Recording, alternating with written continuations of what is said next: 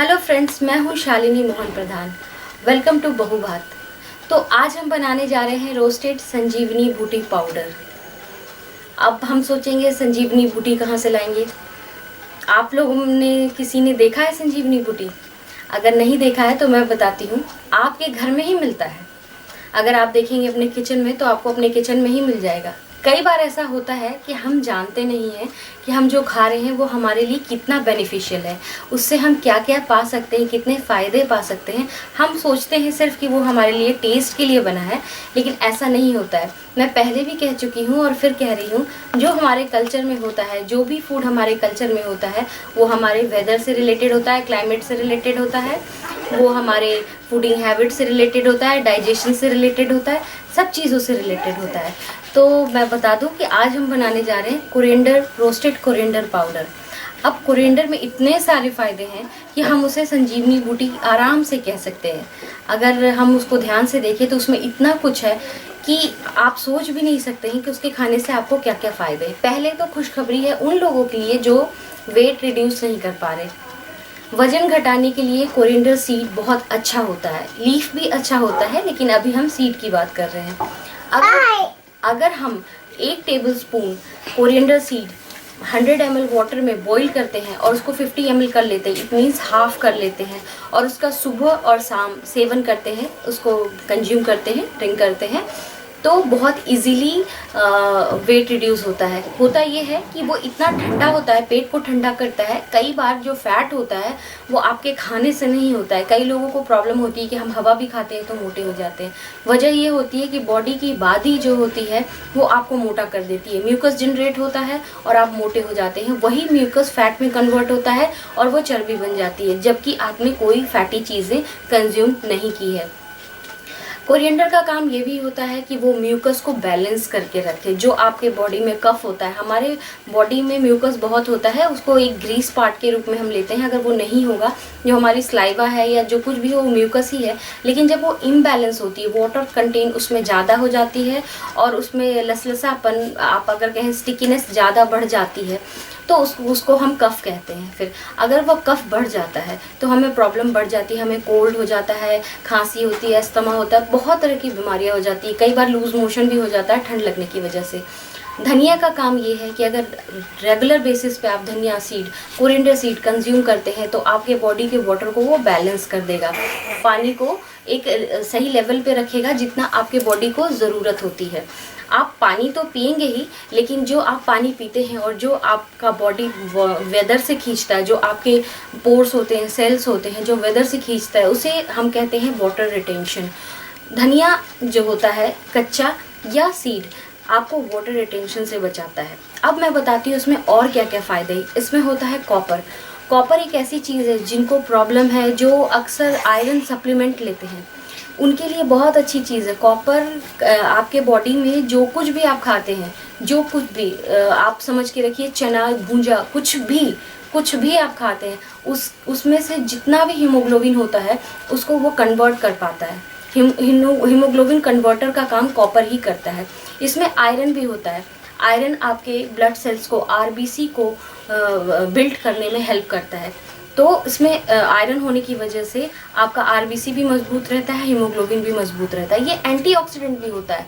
तो आप सोचिए कि अगर एंटीऑक्सीडेंट है तो आप सांस लेने में आपको दिक्कत नहीं हो रही, आरबीसी है, हीमोग्लोबिन है, तो ब्लड फ्लो इतनी अच्छी हो जाती है बॉडी में कि ब्लड अच्छे से माइंड में जाता है और आप शार्पन माइंड से हर कुछ सोच पाते हैं और एक्टिव रह पाते हैं। इसमें विटामिन सी भी है। विटामिन सी का मतलब है एंटीबायोटिक और इम्यून सिस्टम को टाइट करना। विटामिन सी हमेशा आपके इम्यून को बहुत अच्छा कर देता है, जिसको आप कहते हैं बीमारी रोधक क्षमता को बढ़ा देता है। विटामिन सी का काम और भी होता है, जैसे अगर आपको बॉडी एक बहुत ज़्यादा रहती है और अगर आप रेगुलर विटामिन सी कंज्यूम करते हैं, मैं एक सप्लीमेंट की बात नहीं कर रही हूँ, मैं normal day to day life में जो भी आप खाते हैं उसकी बात कर रही हूँ, तो आपके बॉडी में इतना होता है कि आप बीमारियों से लड़ पाएँ, आपको जितनी भी बॉडी पेन होती है उससे लड़ने की ताकत देता है। प्लस उनके लिए भी खुशखबरी है जिनको एथराइटिस की प्रॉब्लम है, जोड़ों में दर्द होता है। इसमें बहुत अच्छे मात्रा में पोटेशियम होता है। जिनको भी जोड़ों का दर्द रहता है या मांसपेशियों में तनाव रहता है, जिनको क्रैम्प्स आते हैं, नस चढ़ना जिसे कहते हैं, अगर क्रैम्प्स है तो उनके लिए बहुत अच्छा है, क्योंकि आप इसे खाएंगे तो इसमें पोटेशियम होगा, और पोटेशियम हमेशा बॉडी के लिए, जिनको भी मसल्स में प्रॉब्लम होती है उनके लिए बहुत अच्छा होता है। जिनको मसल्स में बहुत ज़्यादा प्रॉब्लम होती है उनको मेरी तरफ से ये राय है कि अगर आपको कुछ नहीं मिलता है तो आलू मिल जाता है, आलू को कद्दूकस कीजिए, निचोड़िए, उसका 3 चम्मच रस अगर डेली सुबह सुबह पियेंगे एम्प्टी स्टमक, तो उससे आपको मसल्स रिलीफ मिलेगा। उसके लिए आपको कोई ऐसी मेडिसिन खाने की ज़रूरत नहीं पड़ेगी जो आपके मसल्स वेन्स को ढीला करे और आपको उससे राहत मिले। आप घर के उपाय से ही बहुत जल्दी ठीक हो सकते हैं। फिर हम आते हैं धनिए पे। धनिए में इसके अलावा मैग्नीशियम होता है। मैग्नीशियम हमारे स्किन के लिए बहुत अच्छा होता है।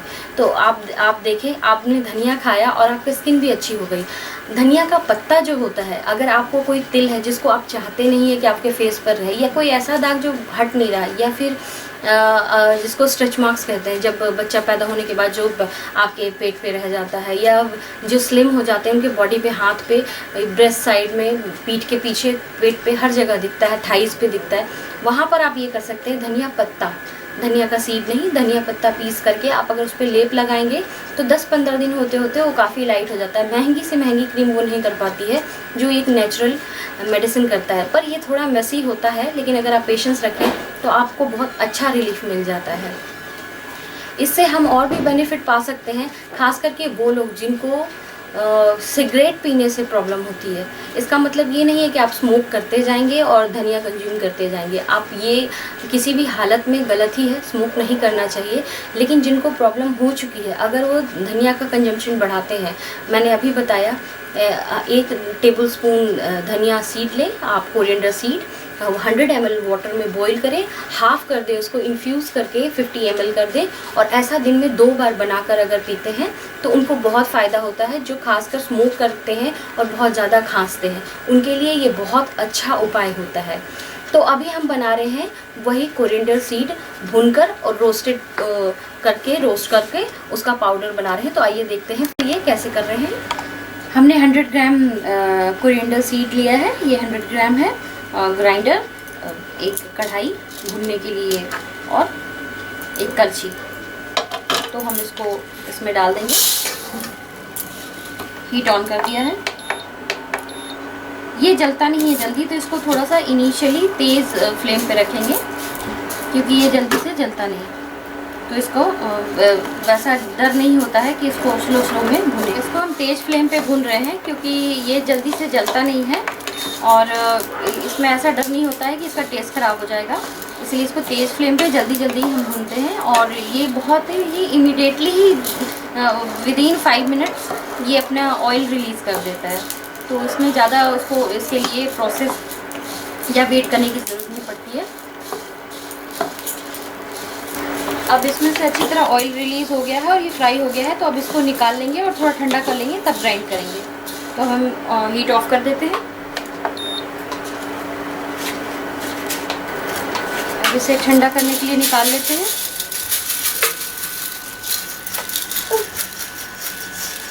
इसका सारा ऑयल रिलीज़ हो गया, इससे बहुत अच्छी खुशबू आ रही है। तो जब ये ग्राइंड होगा उसके बाद इसको किसी भी खाने में डालेंगे तो बहुत अच्छा खुशबू भी आएगी, इसका बेनिफिट भी ले पाएंगे। हमारा कोरिएंडर सीड ठंडा हो गया है अच्छी तरह से, ये ग्राइंड होने लायक हो गया है धनिया का दाना। तो अब हम इसे ग्राइंड करेंगे, जार में डालेंगे। ये फूला हुआ है इसीलिए एक बैच में पूरा नहीं आएगा, एक बार करेंगे फिर दोबारा करेंगे।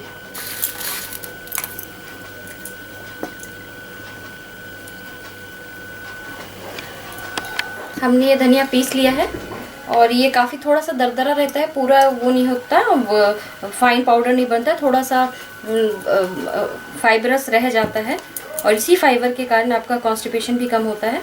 तो ये हम प्लेट में निकाल लेते हैं।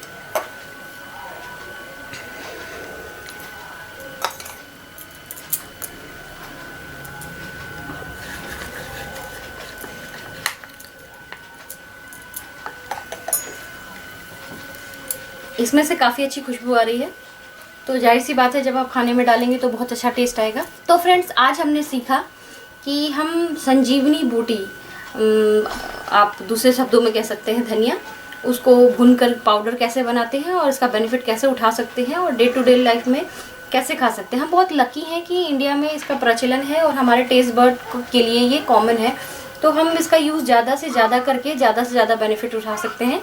तो फ्रेंड्स, आज के लिए इतना ही, फिर मिलते हैं अगले वीडियो पे, तब तक के लिए बाय।